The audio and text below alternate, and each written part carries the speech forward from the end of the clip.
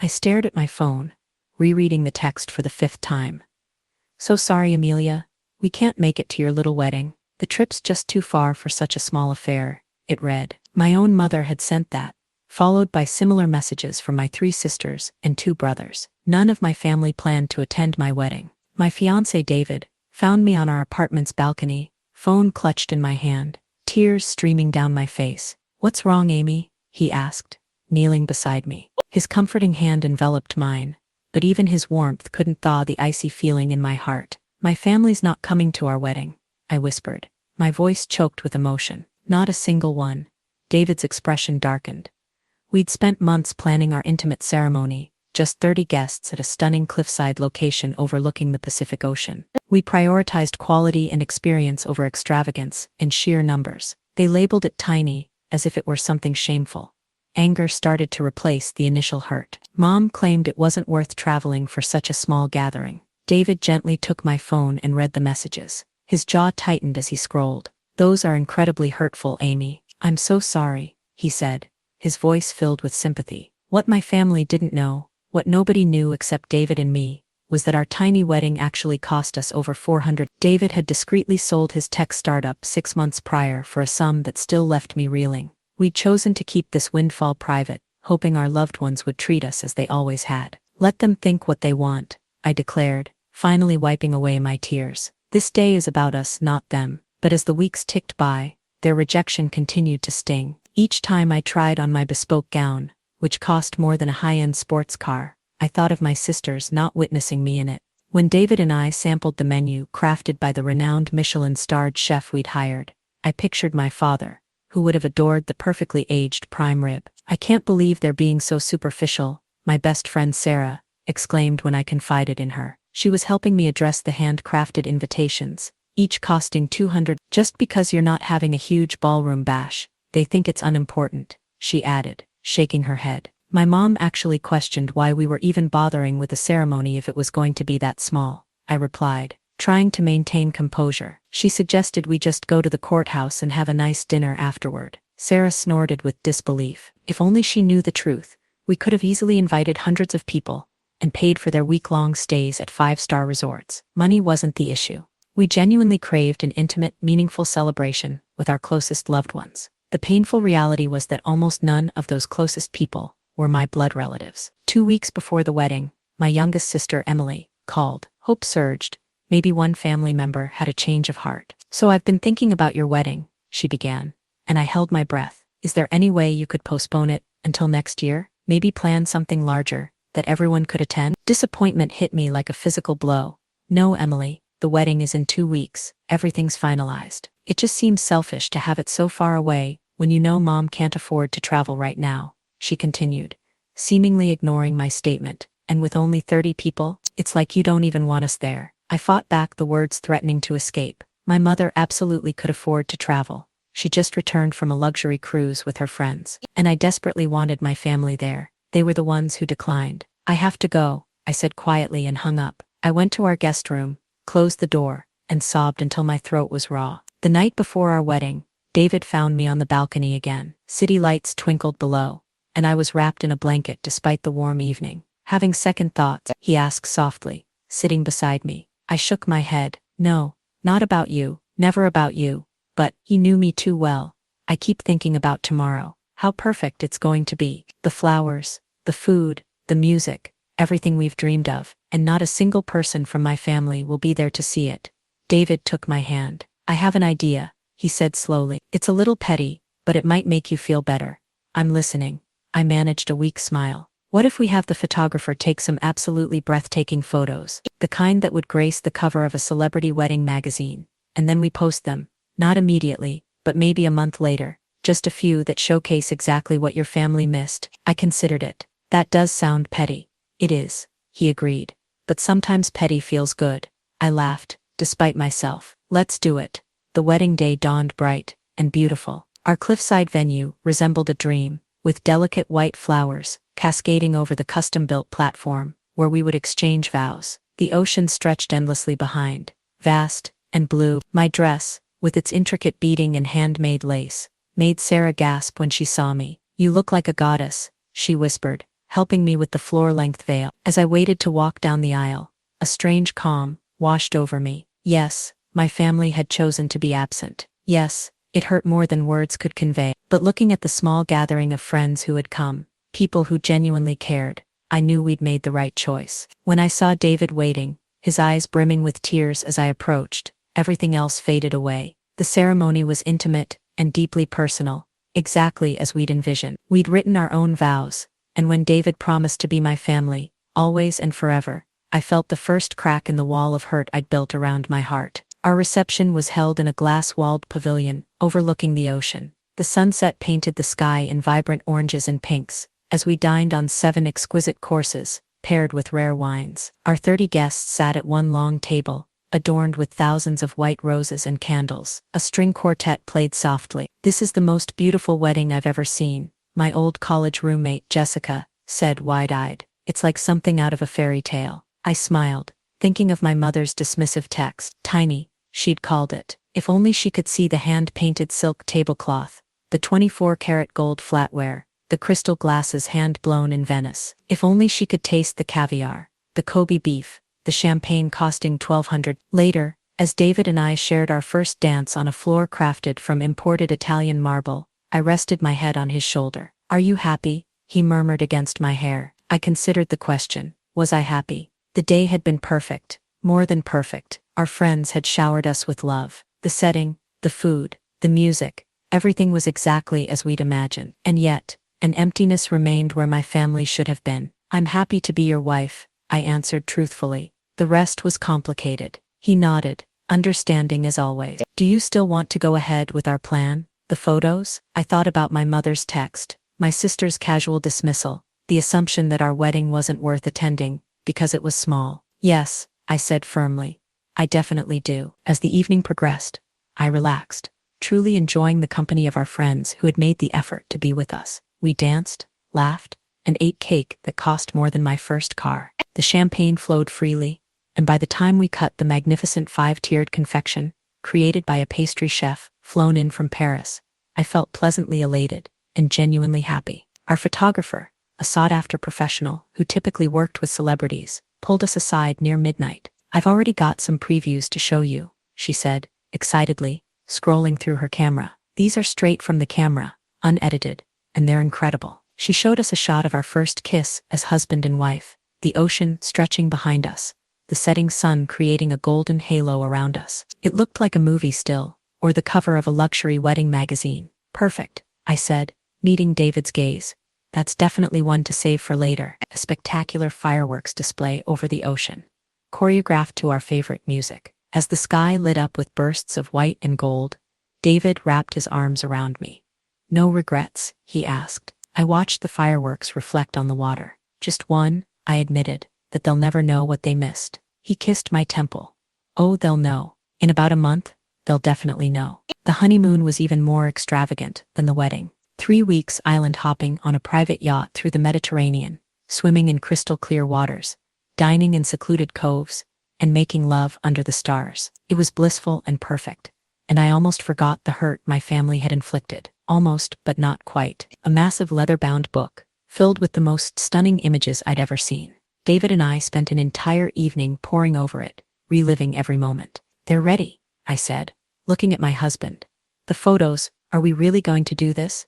David raised an eyebrow. "Cold feet? We don't have to, if you don't want to." I thought about it, genuinely conflicted. Part of me wanted to be the bigger person, to let it go. But another part, the part still smarting from their rejection, wanted them to see exactly what they deemed too insignificant to attend. "Let's sleep on it," I suggested. A cousin's backyard barbecue that my entire family attended, 3 states away from us, but closer to their homes. The caption read, "Nothing beats family gatherings. Worth traveling for the people you love. Gamers on sa sun. Wozal na nagsronas for you the nab sa sun. With the tent of our tramatsu visit Ching." 1 month ago today, I married the love of my life in an intimate ceremony overlooking the Pacific. It was exactly the wedding we wanted. Small, meaningful, and absolutely perfect. Just married a 1-month anniversary. Then I waited. It didn't take long. Within an hour, my phone was exploding with notifications. First came the likes and comments from friends who had attended, reminiscing about how beautiful the day had been. Then came friends who hadn't been there, expressing awe at the images. And finally, predictably, came my family. My youngest sister was first, sending a private message that simply said, WTF, Olivia. Then my other sisters commented publicly on the photos with variations of, this doesn't look tiny to me, and why didn't you tell us it was going to be like this?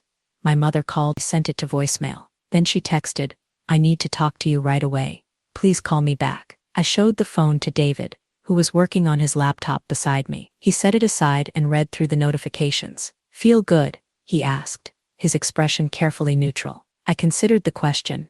Did I feel good? There was a certain satisfaction in their shocked reactions. Yes, but underneath, it was something else. A deep sadness that they had only cared once they saw how expensive and elegant the wedding had been. Not because they had missed an important day in my life, but because they had missed something impressive and exclusive. I don't know what I feel, I admitted. Vindicated, maybe, but also disappointed all over again. David nodded. That's fair. My phone rang again. My mother, for the third time, with a deep breath, I answered. Olivia, she said immediately. I don't understand. Those photos, that was your wedding? Yes, Mom, that was my wedding. The tiny one you all decided wasn't worth attending. There was a pause. But it looks, I mean, it must have cost a lot. I finished for her. Yes, it did. But how? I mean, you and David. When did you? I cut her off. Does it matter? Would you have come if you had known it was going to be like that? If you had known there would be celebrity-worthy photos to post on your social media? The silence on the other end of the line gave me my answer. That's what I thought, I said quietly. Goodbye, Mom. I hung up and turned to David, tears streaming down my face. He opened his arms, and I fell into them, letting the complex mix of emotions wash over me. I know it doesn't feel great right now, he murmured, against my hair. But you deserve to stand up for yourself. I nodded against his chest. I just wish they had come because they loved me, not because they missed out on something impressive. As the day went on, more messages arrived from extended family members, old friends, even my high school English teacher, who followed me on Instagram. Everyone wanted to know more about the spectacular seaside wedding they had seen in my photos. My brother, who had been silent until now, finally texted. Those pictures are insane. The ceremony looks amazing. I'm sorry I missed it. At least he had apologized, which was more than the others had done. I sent back a simple thank you, and left it at that. By evening, my mother had moved from shock to indignation. Her latest voicemail insisted that I should have been honest about the scale of the wedding, that she would have made every effort to attend had she known, and that I had deliberately misled the family. David listened to it with me, his expression darkening. That's quite the rewriting of history, he commented. You invited them. They declined. End of story. I sighed, putting the phone down. I knew this would happen. They're making it my fault somehow. Do you regret posting the photos? He asked carefully. I thought about it. No, I said finally. They made their choice. They have to live with it. I don't owe them protection from their own bad decisions. He smiled slightly. That's my girl. Later that night, as we prepared for bed, I received one last text. It was from my youngest sister, Emily. I really messed up, didn't I? The wedding looked beautiful. You looked beautiful. I'm so sorry I wasn't there. It was the first genuine apology I'd received, and it made my eyes sting with fresh tears. What do you think? I asked David, showing him the message. Should I respond? He considered it. That seemed sincere. Maybe there's one bridge worth not burning. I nodded and typed back. Thank you. It was beautiful. And yes, I missed having you there. Her response came quickly. Can I come visit soon? I want to hear all about it. The real stuff, not just what the pictures show. Despite everything, I felt a small spark of hope. Yes, I replied. I'd like that. As I set my phone aside, David pulled me close. You okay? I nestled against him, thinking about the day, about the wedding, about family, both the one I was born into and the one I had chosen, starting with the man beside me. I will be, I said. And for the first time since those rejections had started rolling in months ago, I truly believed it. The morning after posting the wedding photos, I woke to 37 missed calls and over 100 text messages. My family had moved from shock to outrage overnight. How dare I not tell them about the extravagance? How could I have let them miss such an important event? Didn't I know how this made them look to everyone else? Not one message contained a genuine apology. Not one acknowledged that they had chosen not to come. They're rewriting history, I said to David over coffee. According to my mother, I misled them about the wedding, as if I owed them a full budget breakdown, before they would consider attending their own daughter's ceremony. David reached across the table and took my hand.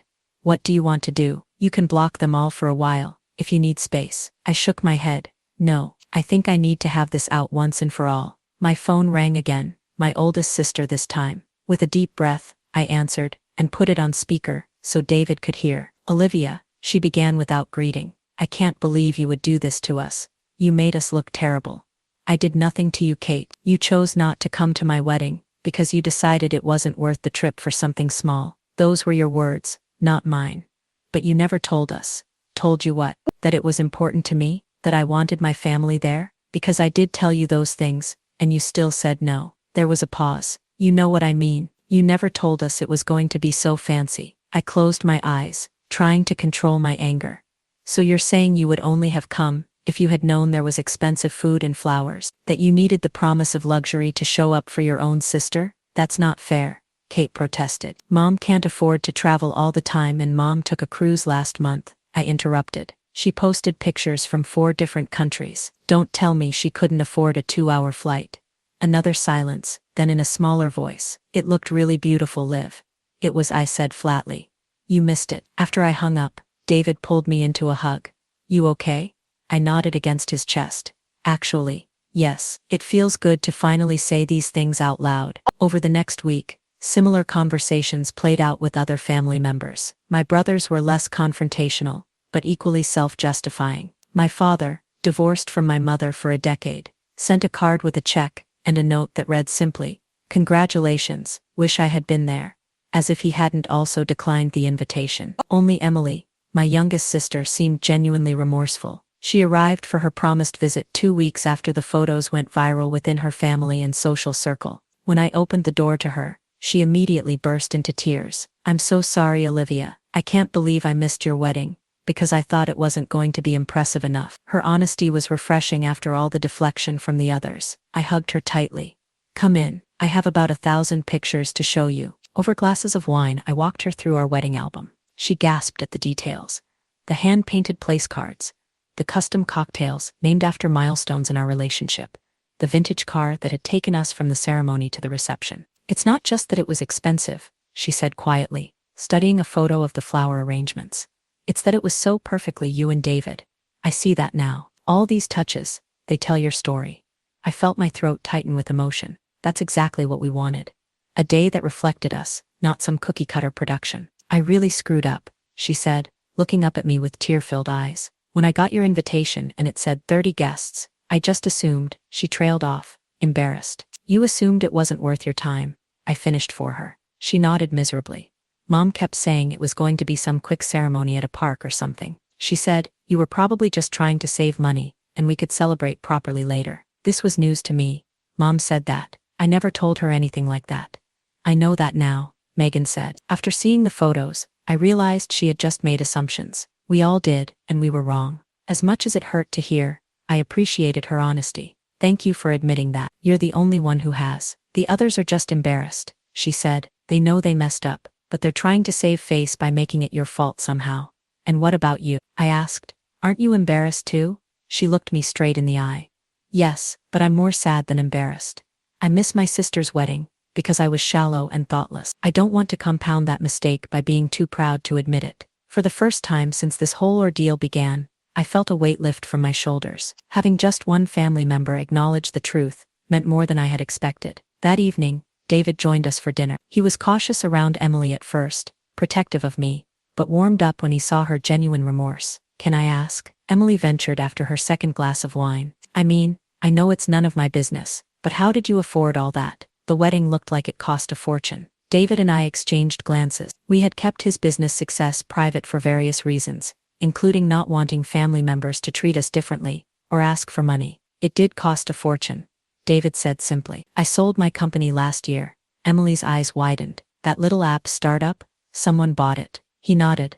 For a lot more than we expected. We didn't tell anyone because we wanted to figure out our next steps without everyone weighing in. So when Mom was saying Olivia couldn't afford a real wedding, we could have had 10 weddings, I said dryly. Money wasn't the issue. We wanted something intimate and meaningful. Not a big show for hundreds of distant relatives and old college acquaintances. Which makes it even worse that we didn't come, she said softly. When you invited only 30 people, you were saying we were among your most important relationships. Yes, I said simply. The realization in her eyes made my own fill with tears. The next morning, Emily insisted on seeing all the wedding videos, the menu cards, everything we had saved from the day. She listened intently as I described moments that hadn't been captured in the photos, the brief rain shower that had stopped just before the ceremony, the impromptu dance circle that had formed around midnight, the shooting star we had seen during our first dance. I have a proposal, she said as we finished brunch. What if we had a small reception party here, just for family? Nothing fancy, just a chance for everyone to celebrate with you, see the photos and videos, and honestly apologize face to face. I hesitated. I don't know, Megan. Most of them still seem more angry at me for making them look bad than sorry they missed it. Let me work on them, she said earnestly. I think they need a chance to make amends, even if they're too stubborn to admit it yet. I looked to David, who shrugged. It's your call, Liv, but if it would help you find closure with your family, I'm not opposed. After Emily left, promising to talk to the others, I found myself surprisingly emotional. Do you think I should do it? Have this family reception? David considered the question. I think it might be the bridge they need to admit they were wrong without losing face completely. People often need a path to redemption that doesn't require total humiliation. When did you get so wise? I asked, kissing him softly. I've been watching a lot of therapy TikToks, he joked, making me laugh. 2 days later, Emily called with an update. Everyone's in, she said excitedly. Mom was the hardest to convince, of course, but Dad agreed right away. And once the brothers said yes, she didn't want to be the only one not coming. Did you tell them about David's business success? I asked, suspicious of their sudden enthusiasm. Absolutely not, she said firmly. That's your news to share or keep private. I just told them this was their chance to see what they missed, and to repair their relationship with you. We set a date for the family reception, 3 weeks away, at our apartment. I spent those weeks oscillating between anticipation and dread. Part of me wanted reconciliation, but another part remained deeply hurt by their initial rejection and subsequent deflection of responsibility. David supported me through the emotional roller coaster, never suggesting I should simply forgive and forget. Whatever happens, we'll face it together, he assured me. If they apologize, great. If they continue to make excuses, we'll deal with that too. The day of the family gathering arrived. We had decided to keep it simple.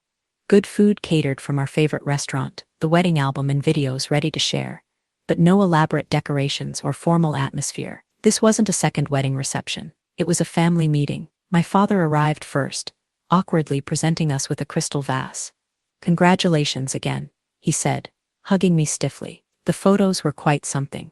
Thank you for coming, I replied, keeping my voice neutral. My brothers arrived next with their wives. They seemed uncomfortable, but made an effort, complimenting our apartment and asking David about his work. When my mother and 2 older sisters walked in together, the tension in the room thickened. My mother surveyed the apartment with raised eyebrows, no doubt calculating its value based on the view and the address. Olivia, she said, air kissing my cheek, your place is lovely. Thanks, I replied. David found it amusing. An awkward silence fell. Emily caught my eye from across the room and gave me an encouraging nod. Once everyone had a drink in hand, David touched my elbow gently. Should we show them the wedding video? I nodded, and he directed everyone to the living room where he had set up a screen. As the video began playing, showing the stunning venue, the carefully curated details, and finally me walking down the aisle on a carpet of rose petals, I heard my mother gasp softly. The room was completely silent as they watched the ceremony, the reception, the first dance. When the video ended with our sparkler exit to the vintage Rolls-Royce, my oldest sister Kate had tears streaming down her face. It was perfect, she whispered. Absolutely perfect. I swallowed hard. Yes, it was. My mother cleared her throat. Olivia, I think I speak for all of us when I say, she paused, seeming to struggle with the words, when I say that we made a terrible mistake. I held my breath, not daring to hope for a genuine apology. We should have been there, she continued, regardless of how big or small, fancy or simple the wedding was going to be. You're my daughter, and I should have been there on your wedding day.